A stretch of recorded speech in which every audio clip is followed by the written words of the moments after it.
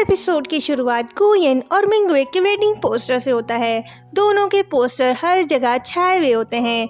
वहीं चिपकू उनके पोस्टर्स देखकर खुश नहीं होता, क्योंकि उसने तो मिंगवे के साथ अपने घर सजाने का ख्वाब देखा था, जो अब इन पोस्टर्स को देखकर चकनाचूर हो गया।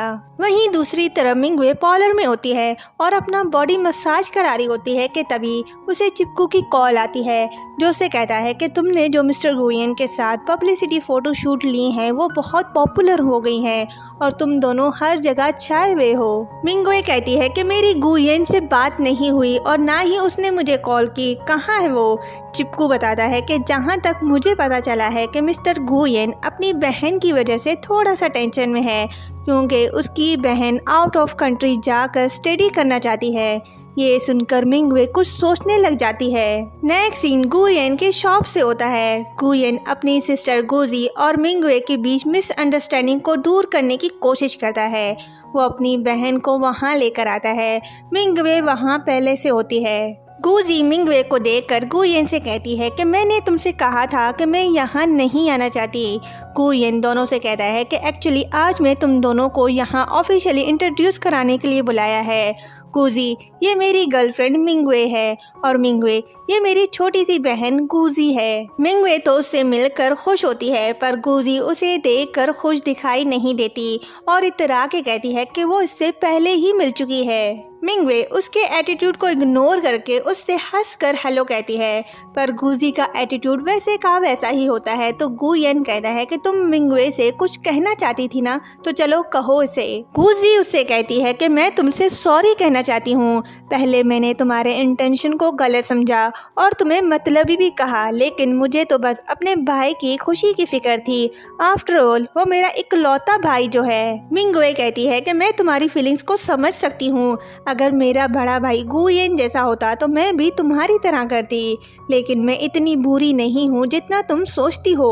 फिर उसे खुश करने के लिए कहती है कि उसके मॉल में न्यू कॉस्मेटिक्स आई हैं जो उस जैसी यंग लड़की के लिए सूटेबल हैं, तो वो उन्हें ट्राई कर सकती है। जब गुजी उन्हें देखती है तो बहुत खुश हो जाती है। तो मिंगवे कहती है कि तुम्हें जो पसंद है वो तुम ले सकती हो। गुजी खुश होकर कहती है कि मिंगवे तुम बेस्ट हो। वहीं गुयेन मिंगवे को थैंक्स कहता है। नेक्स्ट सीन में गुयेन और मिंगवे फोटो शूट करा रहे होते हैं। तस्वीरें लेते लेते मिंगवे थक जाती है और डायरेक्टर से कहती है कि ये फोटो शूट कब खत्म होगा, मेरे पैरों में दर्द होने लग गया है। डायरेक्टर उससे कहता है कि वो जल्द ही खत्म कर देंगे, बस थोड़ी देर और। गुयेन कहता है कि तुम मेरी तरफ देखो। मिंगवे गुयेन से कहती है कि सुनो, मैं अब एक सेलिब्रिटी हूँ, मेरा फायदा उठाने की कोशिश मत करना। गुयेन कहता है कि मेरे फैंस ने मुझसे कहा है कि अगर मैं अपनी गर्लफ्रेंड चेंज करना चाहता हूँ तो उन्हें बता दूँ, वो मेरी न्यू गर्लफ्रेंड बनने के लिए रेडी हैं। ये सुनकर मिंगवे गुस्से से उसका कान पकड़कर कहती है कि तुम्हारी हिम्मत कैसे हुई मुझे उनसे कंपेयर करने की। फोटो शूट खत्म होने के बाद दोनों साथ बैठकर अपनी तस्वीरें देख रहे होते हैं। दोनों बहुत खुश दिखाई देते हैं और एक दूसरे के तस्वीरों पर तारीफें कर रहे होते हैं। गुयेन कहता है क्यों ना हम एक सेट भी बनवा ले वेडिंग पिक्चर्स का। तो मिंगवे कहती है कि तुमसे शादी कौन करना चाहता है। गुयेन कहता है कि मैं जानता हूँ तुम डरपोक हो। मिंगवे कहती है क्या मैं डरपोक हूँ, तुम्हें लगता है कि मैं तुमसे डरती हूँ, ठीक है फिर चलो। गुयेन कहता है कि मैं इस बारे में सीरियस हूँ, फिर ठीक है चलते हैं। ये कहते ही दोनों अपना ड्रेस चेंज कर न्यू फोटो शूट करवाने लग जाते हैं।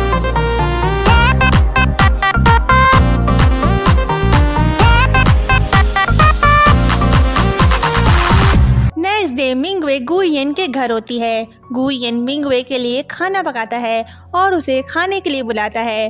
मिंगवे कहती है कि उसने बहुत से डिशेस बनाए हैं। गुयेन पूछता है कि उसे राइस ज़्यादा चाहिए या कम। मिंगवे कहती है कि वो कम राइस लेना पसंद करेगी क्योंकि वो डाइट कर रही है। गुयेन उसे अपने हाथ के बने सारे डिशेस ट्राई करने को कहता है। दोनों साथ डिनर एंजॉय कर रहे होते हैं। तो गुजी अपने भाई का नाम खुशी से पुकारते हुए कहती है कि मेरे पास एक ग्रेट न्यूज़ है, ये देखो। वो उसे स्कॉलरशिप सर्टिफिकेट दिखाती है। गुयेन वो देख रहा होता है तो गुजी कहती है कि वन हुआ ग्रुप की तरफ से मुझे स्कॉलरशिप मिल गई है, फाइनली अब मैं अब्रॉड जा सकती हूँ। गुयेन वन हुआ ग्रुप का सुनकर मिंगवे से कहता है कि ये ग्रुप तो तुम्हारा है ना। मिंगवे कहती है कि मैंने सुना कि तुम्हारे स्कूल स्कॉलरशिप लिस्ट में एक एक्स्ट्रा नाम था और तुम्हारा नेम वेटिंग लिस्ट में था, इसलिए मैंने उनसे कहा कि वो तुम्हारा नेम लिस्ट में पहले डाले। गुजी इमोशनल होकर मिंगवे को हग करके कहती है कि वे थैंक यू सो मच, तुम इतनी अच्छी कैसे हो सकती हो। मिंगवे कहती है कि ये तो कुछ भी नहीं है, तुम्हें इसके लिए थैंक्स बोलने की जरूरत नहीं। गुजी कहती है कि ठीक है, फिर मेरे अब्रॉड जाने के बाद मेरे भाई का याद से ख्याल रखना। ऑफ कोर्स मेरा भाई इतना डैशिंग नहीं है। गुयेन कहता है कि क्या कहा तुमने, क्या मैं डैशिंग नहीं हूँ? मैं बहुत ज्यादा डैशिंग हूँ, समझी। गुयेन को नाराज देखकर गुजी उसके पास जाती है तो गुयेन कहता है कि बस बस बहुत हुआ, जाओ अपना बाउल लेकर आओ और हमारे साथ लंच करो। गुजी हाँ कहकर चली जाती है। गुयेन कहता है कि वे तुमने गुजी के लिए जो कुछ भी किया उसके लिए thank you so much.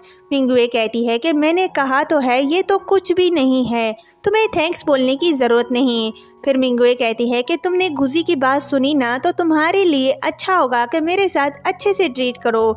Nguyen हाँ कहता है और फिर दोनों ड्रिंक चेयर्स करते हैं। उसके बाद गुयेन मिंगवे के लिए सरप्राइज प्लान करता है और मिंगवे को पार्क बुलाता है। मिंगवे वहाँ आ जाती है पर गुयेन लेट हो जाता है।